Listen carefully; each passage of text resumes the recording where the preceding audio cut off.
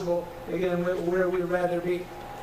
So the goal of long-term care is to help conditions from deteriorating for the individual, so it's to help maintain the current health status for the individual.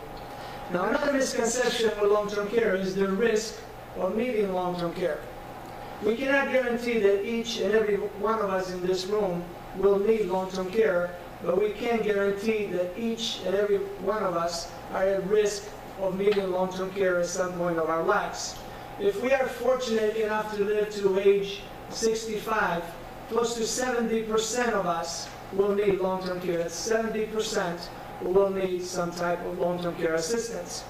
And we may think that long-term care is only for elderly individuals. The reality is that close to 40% of people who need long-term care are under the age of 65. And that's because of many car accidents, sports injuries, long-lasting illnesses. So you just don't know what's around the corner, and it's good to be prepared for this type of situation. Now, women tend to have greater risk of needing long-term care because they live longer. So if current statistics continue, it's especially more important for women to consider how they will protect themselves against long-term care needs, because it can become extremely expensive, and if we can lose pretty much our assets if we need long-term care at some point of our lives. Now, I was here last year and I was here a couple of years ago, and we had about 95 people each time. And one of the ladies said, "Do you know why men don't live longer?" And I said, "Oh boy, here we go."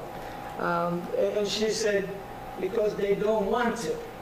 Okay, so that's pretty good. You know, comes a time when we're ready, we just say, "Goodbye, bon voyage," and we'll see you at the next stage. But the important point to remember is that women tend to live longer. They may have less resources at that point, so it's very important to be prepared for long-term care. Another misconception with long-term care is the cost of long-term care, especially in a state like Connecticut, where we are first and second and third in many categories that we wish we're not first or second or third. We're the second most expensive state in the country when it comes to nursing home expenses. Anybody know what's the most expensive state in the country? And if you yelled the wrong answer, you won't be charged more. California, Pennsylvania. California. We have 2 votes for California. Okay. So we're moving closer there. Reality is that if we want to see Russia on a clear day, we want to be in Alaska in a nursing home where we're paying close to $750 a day on average. Now in Connecticut, we're paying on average $368 a day.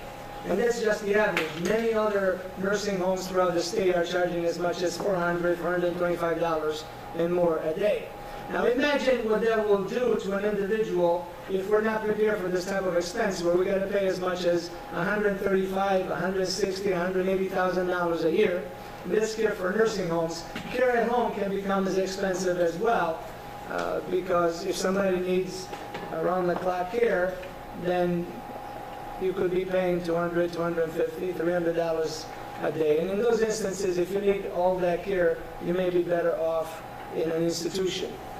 So very expensive, and many people don't realize